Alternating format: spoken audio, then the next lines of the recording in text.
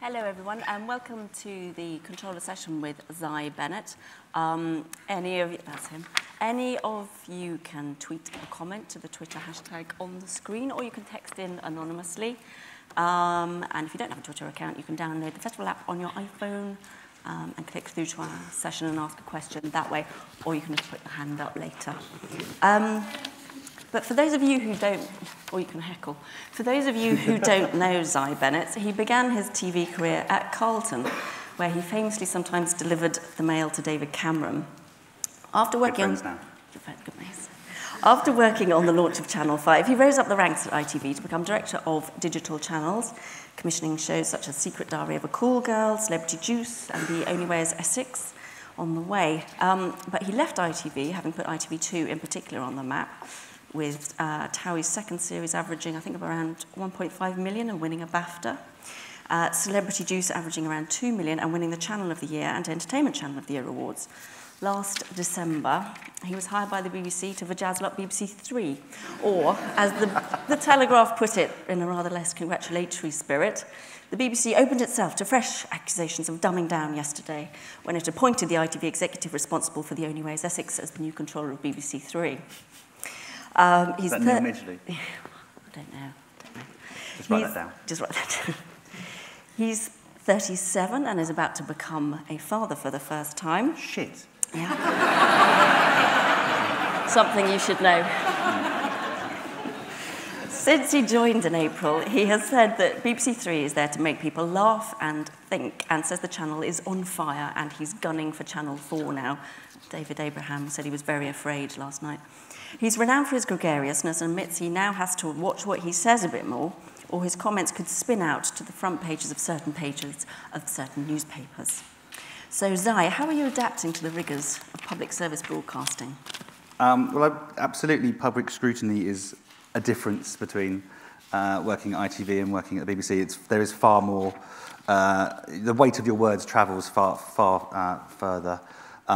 So you have to be aware of that. But that's only right because it is public money that we're spending, and most public institutions are subject to a certain amount of interrogation, and that's right and proper. I mean, one of the things that have struck me about the BBC, that most of the vision team that I'm working with is an incredibly professional, well-run, slick, lean team. The commissioners themselves are incredibly thoughtful, some of the best and inventive people I've ever worked with. The creative freedom that you have there is immense, and that's probably one of the very first things I not noticed because it was clear from the outset. But at ITV, you would, ultimately you're there to make money, and you would have to, if you're going to commission a show, have an ROI report about the return on investment, how much will it cost, how much will it bring back in, ultimately will it make us money in the longer run. And at the BBC, and particularly at BBC Three, it's all about finding new formats, new ideas, and you have a much, much bigger creative freedom. And how do you feel about you've got that creative freedom, but you've also got greater public scrutiny, having your expenses put up for scrutiny, and your salary? It was never something I was envisaging happening in my professional career, that all my family would know how much I earn and when I went to Nando's or whatever it might be. But it's right and proper. It's public money and it should be scrutinised. But when you look back now, had you always thought, right, I want to work at the BBC one day, or it was just right time, right place? It's the right time and the right place, and it's... I had always wanted to work at the BBC. It is the most creative broadcaster, producer in the world, and I don't think you can really love working in television and not think at some part of you touches the BBC at some point. But you've said you left ITV because you wanted more creative freedom. But what needs to change at BBC Three, do you think? Well, I wouldn't say there's lots of things that we need to radically tear up and change. The channel is doing amazingly well. It's the most popular channel for its target audience, which is 16 to 34s. We have had some amazing successes in every genre that we commission into, and that's one of the other things that really attracted me about BBC and BBC Three, is that we commission in all genres. Yes, I think Our point of difference in the marketplace is that we commission serious subject matter factual programming and the volume of the new British comedy we commission, but we do also commission original drama, original entertainment, original factual entertainment as well. So that breadth is something I'm really excited about working with. I think that we've had some fantastic factual. We have some great comics and comedic personalities like Lee Nelson, Russell Howard. I think Him and Her is a great show. But I think I want to rebalance the channel and the schedule slightly and think that don't worry about sometimes just being entertaining as long as you're being creative and doing something new. And also we haven't really had the success comedy-wise that we did have in our past. So Little Britain, Mighty Boosh, Gavin and Stacey, phenomenal series which then graduated to BBC One, BBC Two.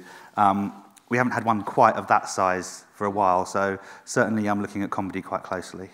I think you said I think it was in Broadcast magazine that you that the things that you ordered were funny, but sometimes moving and with a lot of knob gags. How did that go down in the beef? That was I did say quite a few other things then as well. That got so in terms of comedy, I just think we should have breadth in what we do on BBC Three.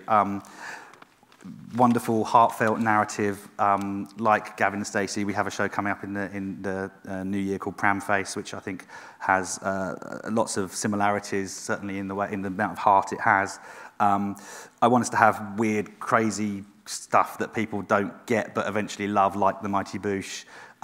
You want to have, I think something we definitely are lacking at the moment is a studio sitcom. Well, it doesn't have to be a studio sitcom, but something with a high gag rate, a really bang, bang, bang, set up, joke, laugh. But we have quite a lot of naturalistic comedy, and that's great, but it's about having range across what we do within comedy. Really good studio comedy at the moment, studio entertainment comedy. Russell Howard, phenomenal. Lee Nelson, really good. I'm really pleased with those shows. And how do you think the BBC Three audience differs from ITV2's? The BBC Three audience, the biggest things coming in that I've noticed, and I'd noticed when I was at ITV as well, looking at BBC Three, they will try new things. When I was at ITV, I tried to launch quite a few comedies in 2008 and 9. Then there was lots of financial issues, weren't able to commission a second series. But BBC Three, they absolutely, the audience give our stuff a go.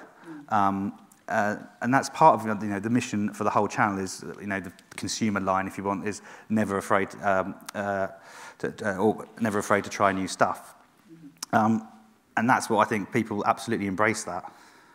So following on from that, obviously hanging over BBC Three, like the rest of the BBC, is DQF. There is a campaign to save BBC Four. Are you a bit upset there isn't a big campaign to save BBC Three in the same way? Well, there haven't been any press speculation that that BBC Three is under any specific type of threat. But with DQF, that will be announced in the autumn, and there's no point in me commenting on it now. This, we talked about yes/no answers. Line. This is the yes/no. We're not going to comment on any speculation ahead of the BBC Trust reaching final conclusions. Yeah, on DQF. That'll do. That one. But coming back to DQF, if your scope is going to be reduced, where can it be reduced? I mean, you say the channel is safe. It is safe, isn't it? I think we've been clear that we think there are other ways that we can achieve the scope changes without shutting services, but nothing is off the table. In terms of BBC Three, my job is to wave the flag for it, to say why it's important, what it does that's distinct in the portfolio of channels. We are aimed at a distinct audience, which is probably underserved elsewhere. We're an incredibly good channel in the portfolio representing the nation. BBC Three almost exactly represents the split of the nation and ethnicity, which there's often levelled against us is things like BBC One has a slight southern bias. BBC Three is wonderful, absolutely reflecting the nation. So my job is to say BBC Three is important. It does amazing factual programming, wonderful new comedy. I'm there to try and get more money for it. Being realistic, am I? Probably not. But I can't prejudge the outcome of DQF. But how do you change the perception of it? You have, Harry Hill saying what BBC Three does is nonsense, and there's a fundamental problem, isn't there, with, Lots of people who don't watch the channel, chattering classes, seem to like to pronounce on BBC Three. I think there's a slight hangover of that we did have some quite in-your-face titling, which we're offering people a stick to hit us with, really, sometimes. I mean, so will that change? Well, I'm not that fussed about whether the title is really offensive. Yes, I am, but is it evocative, and that's good. That's not the point. The point is, what's the content of the programme like? Is it good? As people Snog, Marry, Avoid. It's a really good make-under show. If it was called that, it would probably not get the same coverage. But is it going to come back? We haven't decided on Snog yet. That's still under review. In terms of programming pre-Watershed, we are going to concentrate on 9 and 10:30 going forward. So there'll probably be a lot less pre-Watershed commissioning. So things like Hotter won't be coming back, but Snog is still a possibility. Right. And when you look at those sort of shouty titles, I mean, you have to look back quite far to find some of the really dodgy ones. Well, they're at least 3-4 years old. And it's a question of perception lags behind reality. The reality is that the channel has for 2-3 years made incredible, relevant, serious subject matter, factual programming. Our War, Kids Behind Bars, Scott Mills, World's Worst Place to Be Gay.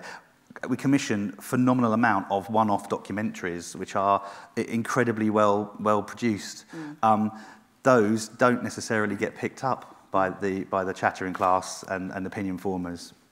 Yeah. How can you change that opinion, though? Because I can understand with the titles, they cut through and you're in a very crowded digital market, and they will bring people to the shows. And when you actually watch them, they say, yes, they are actually educational and informative in an entertaining way. But how can you change that perception without changing the sort of provocative titles? Well, I think the provocative titles have pretty much not been on the channel for 3 years, really. It's people looking at things that are 3 years old, so we have already done that. We want titles that are engaging, that will hopefully make people want to watch the show, but if it does a disservice to the content of the show, then that's wrong. That's no good for me at all. I mean, I want to get out of the habit of, we kind of title a lot of things as something young, something and something. Yeah. So we're just having a look at the way we title things. It needs to be clear what the show's about, give you a reason to watch it, but it doesn't need to do this. If it does the show a disservice, then that's no good for me. Yeah. I mean, there are other things we can do as well. I mean, we're going to strand our documentaries together more and more now. We do in seasons, which we're going to schedule in a far more concentrated way. So we'll make those run over 1 or 2 weeks. Things like Bringing Up Britain we've had recently, Born Survivors comes in November. So we'll fix some of these things with scheduling and promotion, and we'll also going to create. Our Monday nights are going to be almost exclusively dedicated to documentaries. Right. So a place where people know where they're going to find them, which hopefully means, because there are lots of disparate one-off titles, but eventually people will get the idea that, oh yes, they always have this type of intelligent show on. And since you arrived, you've axed quite a few shows, Ideal, 2 Pints. Any more? I mean, I'm not saying you're the axe man, but any more? What else isn't? There is a handful, probably 5 or 6 comedies that aren't coming back. And none of them, I mean, the shortest run of those that we decommissioned had done 2 series. The rest had all done 3, 9, 6 series of Ideal, 9 series of 2 Pints. They've all been going. They've had a chance to find an audience or to creatively get to where they wanted to get to. And we've thought that either they creatively have gone as far as they can, or that the audience had plateaued and wasn't ever going to really increase much further than it already has. Having a loyal audience of a few 100,000 viewers by season 6 or 7 is probably not what BBC Three should be doing when money is limited and we are charged with trying to find new comedy and new talent. And there's a question from the audience. What is your opinion on commissioning multi-platform content? We have changed the way we work now, so that's much more embedded with the genres at the BBC. Multi-platform should be thought about at the beginning of when you're talking about a show. But for me, you're first and foremost, it's a TV idea. Hopefully it will have multi-platform as part of it and the way that it lives. You know, you want shows to live across every possible way that they can be exploited and interacted with. And it should be integrated, but I'm not going to make a show that's got a really good multi-platform element, but it's not a particularly good TV show. Yep. What's the point? Just looking to some of the areas, factual, politics, comedy, entertainment in particular. What are your plans there? Because BBC Three hasn't been as distinctive in that area as it has in some others. I think entertainment's one where we will probably look at it, and more entertainment on the BBC Three will be about comedy entertainment. It's very hard to find new entertainment formats that feel so creatively new and different that they justify public money being spent on them. You know, I always think that our shows either have to have a really incredible creative purpose, a social purpose, or sometimes hopefully both. But I'm absolutely looking for the right, pure entertainment, sort of studio entertainment, less and less. Fact-ent, we've got Don't Tell the Bride, the best bride show out there. I'd like to find some shows that could complement it, that are confidently entertaining, but they have to feel creatively new and fresh. And as we know, they're some of the hardest things to find. So you probably won't see hundreds of hours of it on the channel, but I'd like to have some series of it. Mostly, though, our entertainment money will be spent on comedy entertainment, so the Russell Howards of the world, that kind of show. And will you do a spin-off on 3 of The Voice? We are not currently planning to do that, no. But I think it's much better to, from previous experience at ITV, you want to let a show become a success first, and then we will consider that. So I think the production team at The Voice would probably appreciate being allowed to concentrate on getting their BBC One show right. Yep. And how about comedy? Do you want... You've obviously already made some comedy announcements, but do you want working class comedies in the same way that Danny Cohen is saying he wants more working class comedies? I want a full range of different types of comedy. You know, there isn't a sketch show on the channel right now. There isn't a studio sitcom or a high gag rate narrative series on the channel right now. Those are 2 areas. I haven't got that kind of out there, slightly odd, quirky comedy. So those are things, but you can't ever prescribe these things and say that's what I must have. So I could sit here and say, let's have a sketch show, and then we will commission and cast into a sketch show. But historically, whenever anyone's tried to do that, it hasn't really worked. Because you need to find a sketch group that have organically put themselves together, written their material and their characters, and have a sense of what their show is about, so that you can then sell that show to the public as Little Britain or whatever it might be. So we have to be writer and performer-led in our comedy. Do you feel, since you've moved to the Beeb, that your comedy and entertainment shows have to have slightly more of a public purpose to them, or could you do a Celebrity Juice? Could you do? Well, you could absolutely have a panel show, and you know, I'd love to find the right panel show. Finding a panel show is all about finding the right talent that you can then hang that on, and why not? Yeah, yes, please. But it's I don't think our comedy has to have social purpose to it. It just has to feel creatively innovative. And looking at factual, obviously Our War has been a big success for BBC Three, and crossing over to BBC One. Will you be doing another series of Our War? Yes. Yes, already we've commissioned, the team are looking at it. What it will actually, how it will end up being, you know, will take much more work. But we found with incredible response to the first series, which I can take 0 credit at all for. I know what yes, mine, I did that. Yeah. So it's absolutely Danny and Harry Lansdowne who brought that to screen. It took 2 years for them to make. The great thing now with the success of that show is that more regiments are opening up to us who are willing to participate, who weren't for the first time around. Yeah, so the access is yeah, and there's an absolute point to doing it again, because, you know, troop withdrawals are supposed to start at the end of next year, so there will be a political moment as well for us to show a new version. Do you think that a more serious BBC Three is a more secure BBC Three? I think it'd be sad if that was what we had to do to continue being secure. I'm absolutely about being balanced and having a balanced schedule which has Don't Tell the Bride and some, and funny comedy and entertainment mixed in with serious subject matter, factual. But if anyone's told me BBC Three had become a serious channel, I think I'd have failed, because I want us to make our factual and documentaries that are relevant and engaging. You can easily say you're serious by doing pretty boring shows that nobody watches. That's no use to me. They have to engage our audience.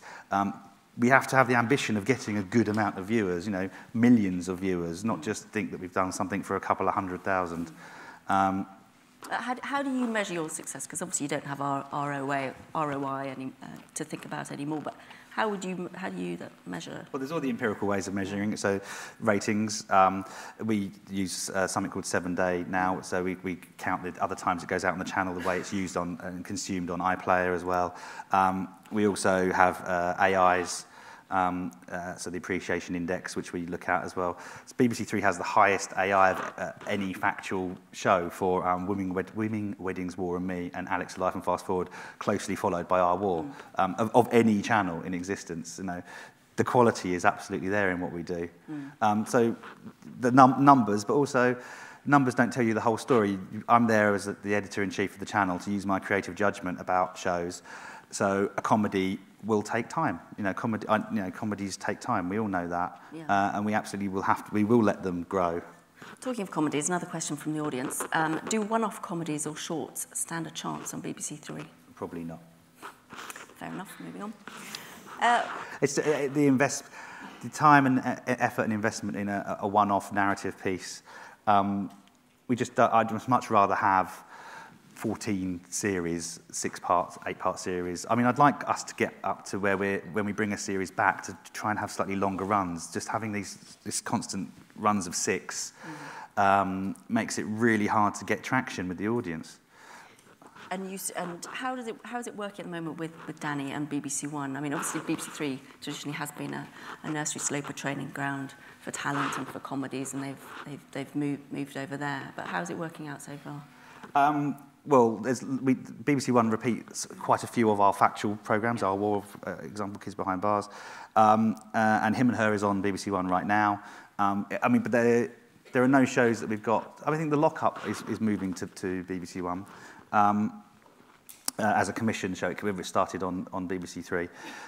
There's nothing that we've got right now that I think that Danny has come and tapped me on the shoulder and told me he's got his eye on. But I'd love that if that happened, because it's just a mark of the success of the programme. And are there any plans for any further... I mean, I talked about The Voice there spinning off to BBC Three, but you've got Young Voters Question Time, which has taken a BBC One show and given it, a new take on BBC Three. Are there any other plans, for any more BBC One shows to have that kind of different audience on BBC Three? And what are you planning to do with Young Voters Question Time beyond? I think, is it 4? Is it 4 that have been commissioned? I'm not a big fan of... I am. Brand extensions, spin-offs have their place, absolutely. But BBC Three needs to stand on its own two feet and be its own unique brand. I know from experience that when you put a brand extension on, however highly it rates, your brand measures with the audience go down because the attribution goes back to the mothership. So I want us to have our own unique shows. Young Voters Question Time is, we're currently committed to 4 a year. We are, again, we're reviewing that show, reviewing it with the view to bringing it back more episodes. That's the plan, but also revamping the show. So I can't really talk more about what we're going to do to it yet because we haven't decided, but there's work in train. I absolutely see the value of what we try to do with the show. I think we might want to execute it slightly differently. But Richard is a key part of the show. His I have to fingers sit off on his him. toy I have to come in and sit on him in the office. He's sitting and still hasn't moved out of the chair. Actually, when I did move into the office, Harry left me a picture of his 2 kids, and I thought I'd got them in a cupboard somewhere. It's a bit weird. Danny is focused on the biggest channel in the UK. That kind of quite clearly takes up all of his time. And in the interim between myself arriving and Danny leaving, Harry was the acting controller. Danny immediately concentrated on BBC One, and he has been incredibly supportive and really helpful whenever I need to get advice or... Even when you've been axing some of his pets? I think we've had a few chats about things like that, and he's been really supportive. I take the criticism about Young Dumb. I mean, I think we have in the past had quite a lot of shows where we have fixed problem, teenagers. World's Strictest Parents, Young Dumb, How to Live with Women, Fitter Than the Pensioner, and they've felt that they are different shades of the same colour. Individually very good shows. I'm not saying we're not going to have them anymore at all, but I think I'd rather find some new and different formats for us to look at. So, for example, if we're doing a show called Up for Hire this autumn, which is looking at youth unemployment, and that's really interesting because it's people, the participants in it are not Muppets. They really want jobs. They're capable people. They're trying. It's just really hard for them to get jobs. World's Strictest is absolutely coming back, and so there's still maybe that we'll still do those sorts of shows occasionally, but I don't think we'll do quite so many of them. In terms of having a big entertainment event or appointment to view, I kind of think we're going to try and do that, but with comedy and comedy entertainment rather than big 1 hour, 9 o'clock traditional shiny floor ent. I think it'll be, Is that just, we'll leave that to BBC One, that's there? Yeah, I mean, it's not, and it's very mainstream mostly. Yeah. Unless, again, I like to be challenged and told I'm wrong and that there's an amazing idea that I should do. We're open to listening to all sorts of shows, and sometimes going against what we've said we perceive that we want is a good thing. Talking there, Dan Wootton was talking about appointment to view things, and The Only Way is Essex was mentioned there. Do you think you could see a structured reality show on BBC Three? I would have commissioned The Only Way is Essex for BBC Three if it hadn't have happened yet, and it was the first of its sort in the UK, because I think we could have absolutely justified that as being creatively new, different, daring. Might not have been in Essex. But The Only Way is but yeah, well, you'd have to find somewhere that's got engaging. But would I do it now? Not unless someone can think of some really amazing differences or layers to add to it. Because why be fifth to a party? Yeah, there are lots of derivatives now, aren't there? Yeah. Desperate Scousewives. Yeah, just moving a precinct to somewhere else is not going to do it for us. We want to be we want to be innovating. We want to be first to things. You've talked a bit about wanting something with social media at the heart of it. How do you think that might work? It's always been an ambition. I haven't quite seen the show yet. 7 Days was a good attempt at it. Didn't quite work. Shows like Essex have it as part of it, but it's not driving the show. It's an output of the show. What that is, I don't know. But there must be, in the creative community, we have to challenge them and say, come on, think of something that really does feel like social media is part of the way this show ticks. Why do you think, why do you think 7 Days went wrong? Where did it go wrong? Precinct, casting. Quite a bit then, a few areas. Also, I only watched the first couple, so it's a bit unfair of me to go into detail, but they broke the bubble straight away, and then you just had people sort of narcissistically looking at what other people are talking about themselves, and that's not really very engaging. Yeah. Question from the audience: where do the opportunities lie in factual? Well, across the board. I mean, factual BBC Three spans a huge amount of programming. Don't Tell the Bride on the very entertaining end of it, to Our War on the very, very serious subject matter end. Lots of opportunities for one-off documentaries at the very serious end, but they have to be relevant for our audience and made and executed in an entertaining, well, not always entertaining, but a relevant and engaging way. In the middle, the kind of something that hasn't been working recently is formats on the channel. We haven't had any really big hits. We've actually seen some huge success with very traditional old doc, junior doctors. We've got another series coming up this autumn called Young Soldiers, which follows the soldiers from the first day of training in Catterick till going on their first tour in Afghanistan. So I've got soldiers covered, I've got junior doctors covered. Don't want lots of different professions with ob docs. Again, same. Go back to to talking about the fixing teenagers. I don't want lots of different shades of the same colour. I need a nice, interesting palette. That metaphor is going to go mad if I keep going on with that. I'm going to hold that metaphor there. And can I just ask you about talent? Who do you see as the faces of BBC Three? Well, if you stop someone in the street and ask them who are the faces of BBC Three, you probably get them to say Russell Howard, and that's great because he's brilliant. Maybe Russell Tovey. Maybe we should just look for people called Russell. Yeah. Or because we're all about new British talent, Mr. T. I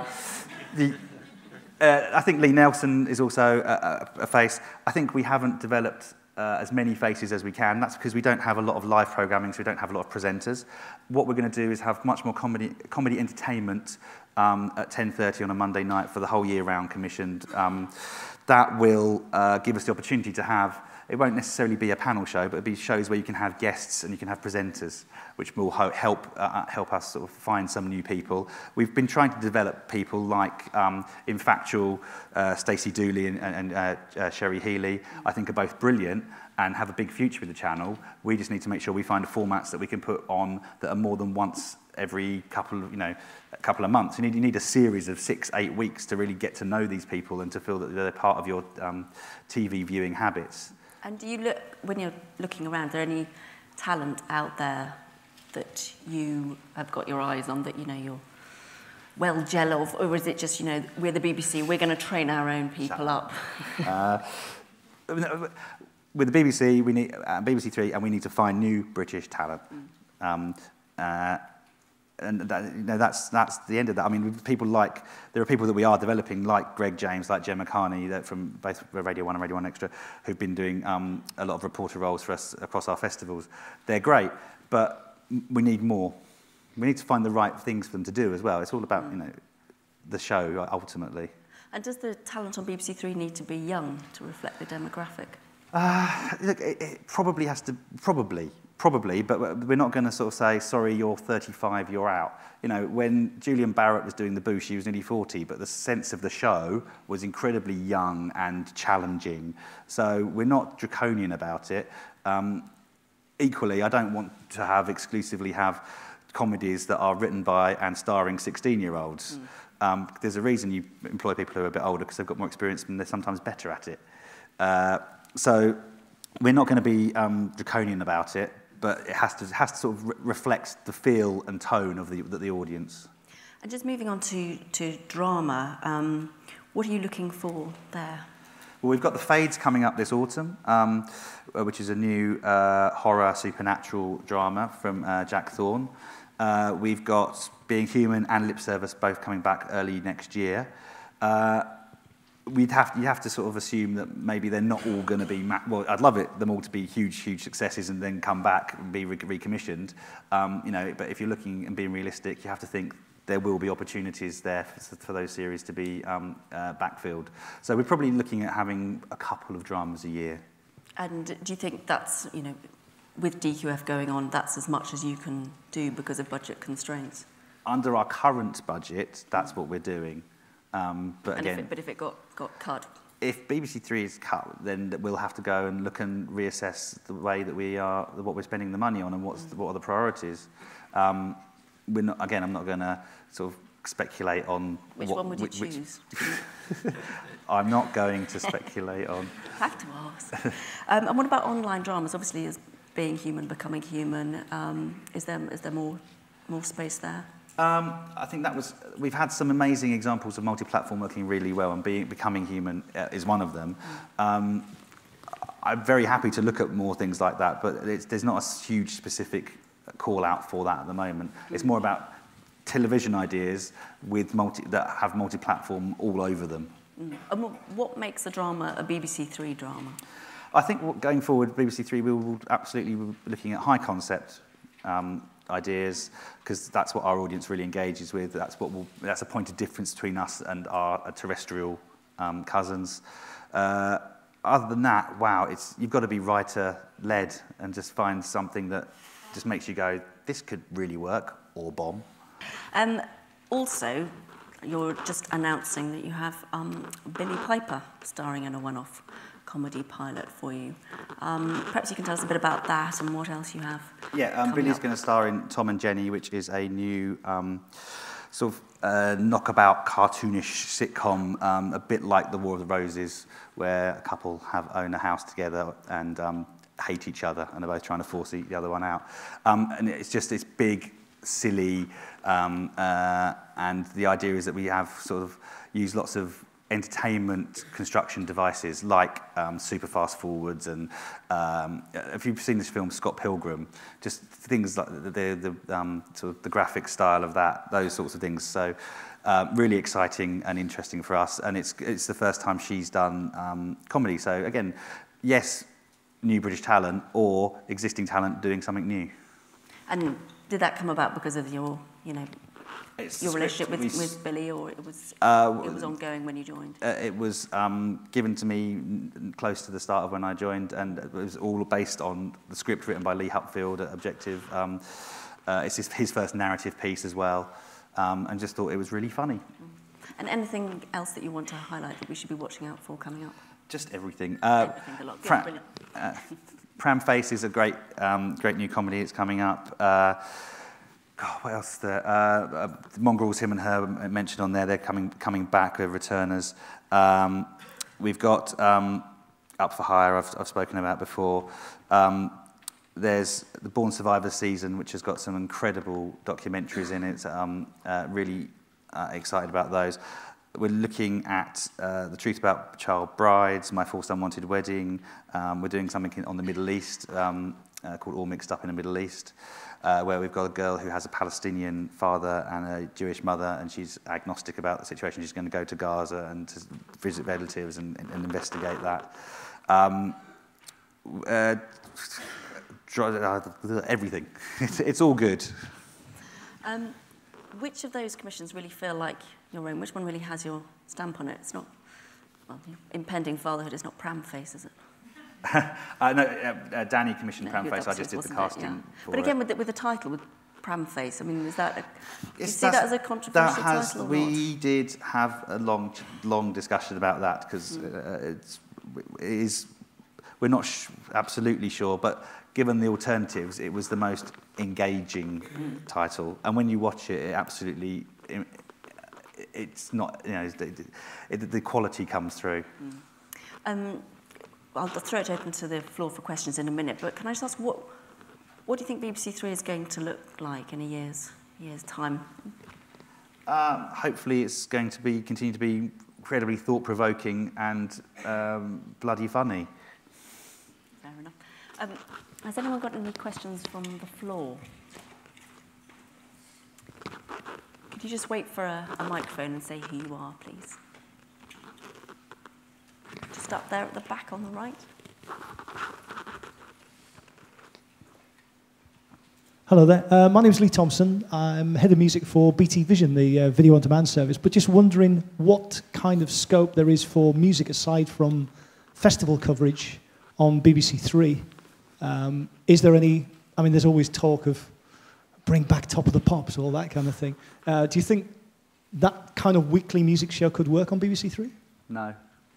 Why? People don't consume music like that anymore. Also, music can get incredibly niche incredibly quickly. You like what you like. Can music be part of an entertainment show? Yes, probably, or even a comedy entertainment show? Yes. That's absolutely a way I'd like to look at it. I think we've got enough live performance, and the only other way I'd consider looking at music is probably through access pieces with talent, but probably the very biggest talent that non-UK based, something that only the BBC could bring you. I've just got an audience question here. What's the future for lip service? Is it recommissioned? Yes, it's been filmed and it's coming back in March, April next year. It will be on air.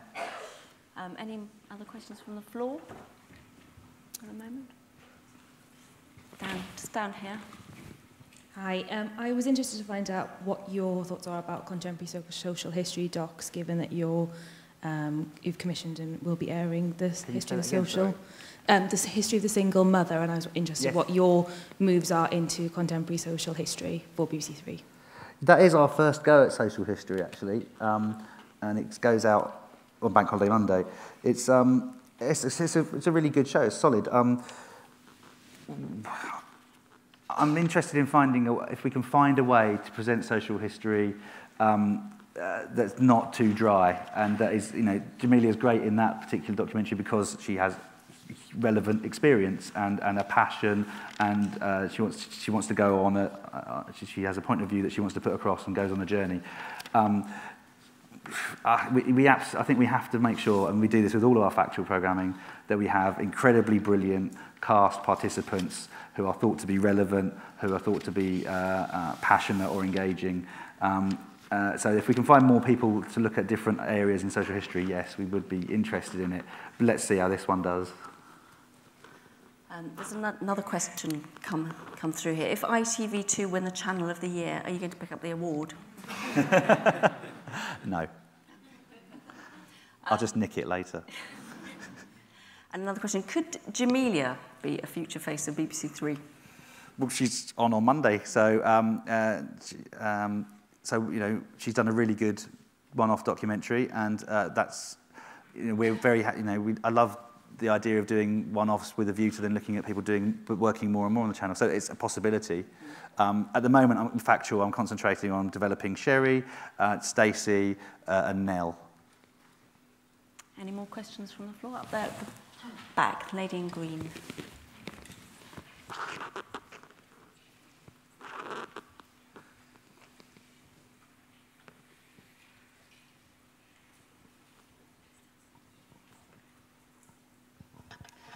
I'm Simone Megas. I'm head of ZDF Neo. This is a German digital channel focused on more or less the same audience, bit elder than BBC Three. And we make a lot of similar experience you do. So I'm interested in how much is your average budget you have for the for formats, for instance, in the factual entertainment. The fact ent can cost anything from an hour from 100 or slightly under 100 grand to 150,000 pounds, maybe a little bit more. That's about it, probably it. But within every genre, we've got huge range of budgets. From there's comedy ent that costs much less than 100,000 a half hour. We've got 500,000 an episode dramas. So there's range. Talking of which, acquisitions, obviously Family Guy is a big player for BBC Three. With the BBC scaling back acquisitions, is there a chance that will be threatened, or is it just such a part of the channel now? Well, we have Family Guy for the next few years at least, and we are very happy with it. Would we pay absolutely any price to retain it? Debatable. Should we? Probably not. But we cross that bridge when we come to it. How do you feel about acquisitions generally? I think there's a place for them on the channel if you can find the right show that does something different. We had Angry Boys recently. We have Wilfred on air at the moment, which I bought just literally within the first week. Sue Deeks bought it with our acquisitions team for us, but they feel like they are quirky and different. And would we get into buying, the big glossy 1 hour dramas that you expect to see of a Sky or an ITV2 or a Living? No, not for us. It has to feel like it's doing something that we can't do elsewhere. And you feel that BBC Three should be encouraging original homegrown shows rather than... The vast majority, 72% of our schedule is it was about a UK product. Mm-hmm. And new British talent is absolutely why we exist. And BBC Fresh, is that going to continue next year? We're still doing that. We'll make at least 6 documentaries a year, which are first-time directors, and we've committed to continue to do at least that many, more if the right ideas come up. Right. And you'll have the budget for that. Some of our, My Brother the Islamist, My Boyfriend the War Hero, some of the docs in Born Survivors is coming up, which Deaf Teen, The Hearing World, are all fresh docs, first-time directors, great shows. Mm. Any more questions from the audience? Lady over here. Given how expensive drama is, and given you'll be looking at everything on the table, as it were, in terms of cutting back, how important is drama to your vision for BBC Three and its identity? Well, we currently only do if you really look at 2.5 dramas, if you can do half drama, a year. So in terms of hours, it's not on that. It's not that original drama isn't on that often. However, the way you market it, promote it, it resonates hugely and it punches above its weight, which is why they're so important when you do them, and you have to put such care and attention into them. Being Humans, it was a transformational show for BBC Three. We have that ongoing, those ongoing series, and we're very happy with them. We're not going to be ramping it up at all. We're at the limit of what we can do at the moment. We have to remember that BBC Three has had since 2009 a 20% cut in its budget. So that's why we are not looking at pre-watershed commissioning anymore. We're going to concentrate on commissioning and protecting 9 o'clock and 10:30. So making sure that 9 o'clock has the very best, highest quality factual programming where possible, and 10:30 has incredibly funny, innovative comedy. You said you were gunning for Channel 4, and BBC Three's audience is sometimes up there with Channel 4's. But how do you see yourself, your rivals at E4 still, or ITV2, or you're setting our aside? Our competitive set is our channels like E4, ITV2, Sky One. We're already, in terms of viewing, if you're looking at viewers for 1634s, we are the most watched digital channel. When I talked about Channel 4, I meant that's kind of in ambition that we would like to be, we want to be as big as we possibly can. I'd like BBC Three to have more 1634 viewers than BBC One, than BBC Two, than all the terrestrial channels. It's just, you have to have ambition, but we're not specifically saying we're going just against Channel 4. It's just that they're next on, if you look at the actual numbers, they're the next one up for that audience. There's no point making shows no one watches. Talking of ambition, would you like to follow in Danny's footsteps and be controller of BBC one day? No. No? No. Why not? Incredible, pressurised. I love working on BBC Three, and I've loved working in digital telly, and I love the fact we get to experiment. And the brilliant thing about BBC Three is that we can take risks and do things that other people can't. Maybe we're a little bit out of the spotlight, but that's how you find the most brilliant things. So what do you want to do after BBC Three? I think I've got enough of that. BBC Three is going to take up enough time for the moment. I've never thought about the next job. But is there anything that you miss about ITV apart from the credit card? Yeah, travelling up here on the train next to the quite rotund lady with the crisps was fun. So yes, the credit card was nice. But when you look at your career, I mean, with The Only Way is Essex, obviously it's been a huge success. Do you feel that there is some element that it will always pursue you? I mean, do you feel guilty for starting a craze and vajazzling? But looking at your own career, do you think you can? Do you think it in any way it might haunt you if you want to go in a different? The great thing is path, TV channels like this eat up content, and I hope it will be an enduring, long-running, massive success, and that would be brilliant. Sometimes when I have dipped back into it, I wonder whether to feel proud or to have a shower. But it's, I'm proud of most, if not all, of the shows that I've made. Yeah, difficult to create a new genre. To bring a new genre to television. I didn't make them. Other people made them. No. I simply just went, yes. Yeah, go on then. That's how it works. Yeah, go on then. Yeah, go on then. Oh yeah, how much? But do you still have a sort of are you a commercial animal at heart? You still have that attitude? I look at the ratings every day. I'm quite competitive as an individual. But I love being part of the creation of something, especially when, for Celebrity Juice, for example, when nobody watched it for 3 series, and sticking with things, and that's what's the really fun thing, and that's why BBC Three is just brilliant, probably one of the best places to be. Just looking back at The Only Way is Essex, if you were there, would you play it weekly all year round, as it's been rumoured? I've handed that baby over, so it's someone else's decision now. Okay. Are there any more questions before we finish? Lady just here.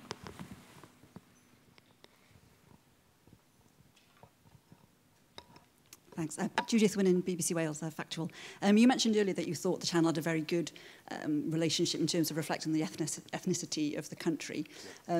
Given the quote about Jeremy Hunt in Broadcast today about he would quite happily see the abandonment of quotas for commissioning, you know, outside of London, the nations and regions quota. What's your view about the relationship with the channel in terms of, you know, indies and companies outside of London, and what's your relationship about how strong you think, you know, the ideas coming to you are from outside of London? I didn't see that quote.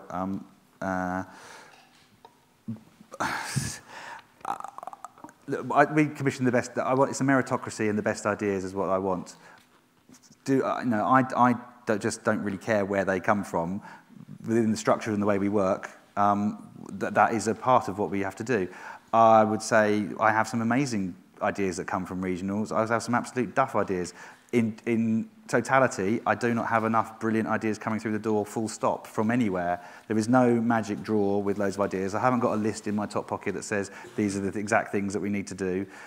It's all about the creative community coming up with ideas, and it's not as if I'm inundated from anywhere.